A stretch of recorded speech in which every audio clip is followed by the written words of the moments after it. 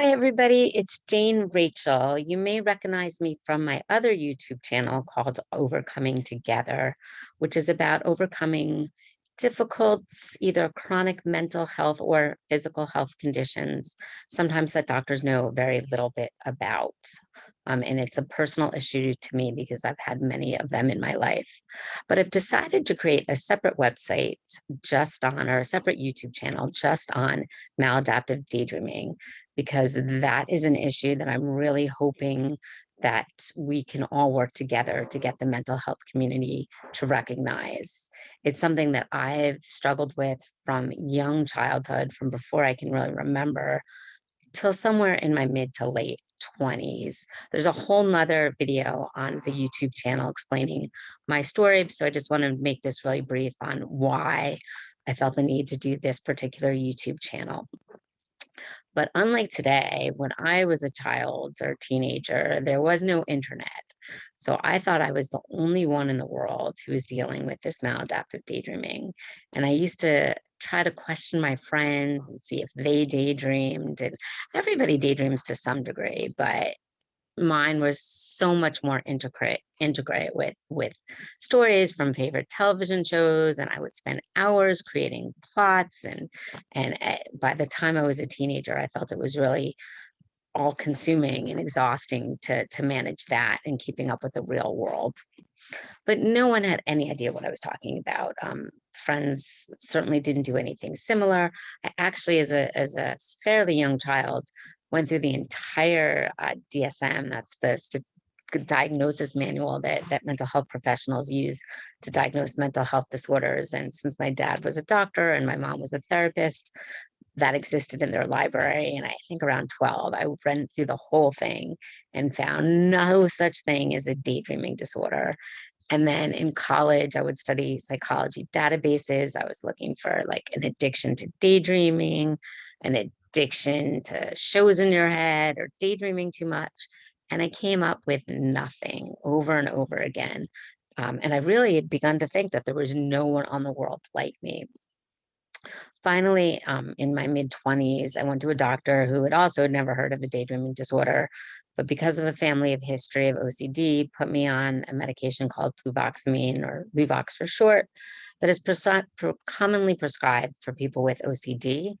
It's an SSRI in the same family as Prozac or Paxil, and it worked like magic. I was able to control my daydreaming. Didn't completely stop, but it was completely under control and really a non-issue after that point. But yet there was still no recognition before that. Any doctor I went to just laughed at me and said, Everybody daydreams, and there's no such thing as a daydream disorder." And it wasn't until much later that I started doing some internet research. The internet was now a thing. And a friend called me about her daughter. I will always remember this call. She left a voicemail saying, hey, when you were little and you used to spin around in circles, because that's what I would do, like many people with maladaptive daydreaming would do. I never knew what you were doing. I thought it was strange. And now my daughter's doing it too. But I wonder what it is.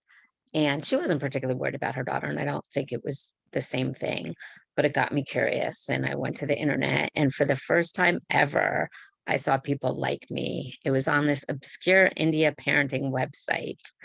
The article was about a girl who gets lost in the cloud too much. And I really didn't think the article was particularly pertinent, but the comments after stunned me. There was article after article of people who said that they felt like they were addicted to their daydream worlds. And just like me, some of them spun in circles, and they talked about how they always knew it wasn't real, but they felt like it was all consuming.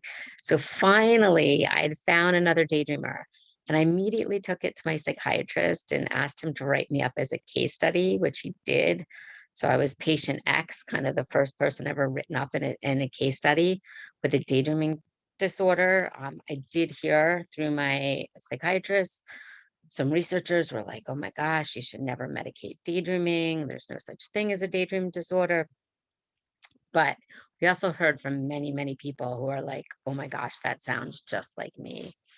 And at that point, or sometime after, I did go back to school to study psychology. Not necessarily to study daydreaming, to study other things as well, but I did do my master's thesis on daydreaming.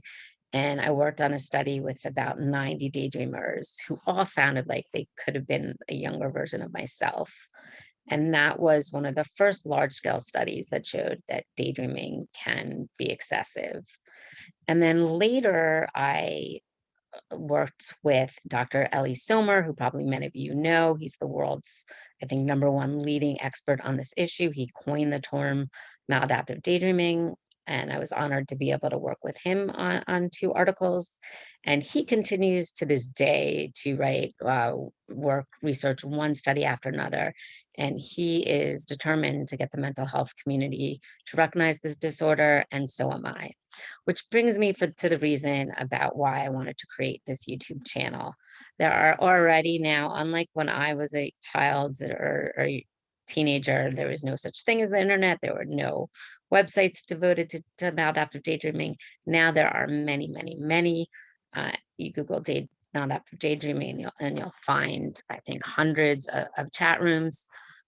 But what I noticed is that there are very few, or I don't think any, websites or YouTube channels that combine community members and professionals. They seem mostly to be community members, and of course, Dr. Somer has a researcher base. But I'm hoping this channel can put together researchers and community members. I'm hoping that we can do a webinar series with Dr. Somer, as well as some other researchers who study something called stereotypical movement disorder or stereotypic movement disorder, which I believe might be the childhood precursor to maladaptive daydreaming. I'm also hoping we can do some interviews on things that affect community members in their day-to-day life. Things like, what is it like to date with MDD? Do you tell your partner? What is it like to parent if you have MDD? Or what it's like to be a parent of a child with MDD? So I'm hoping that this channel can play that role. I'm also really hoping that this can be a collaborative thing. I'm hoping to interview many community members and to cover the issues that you want to see covered. So thank you and welcome to Maladaptive Daydreamer by Jayne Rachael.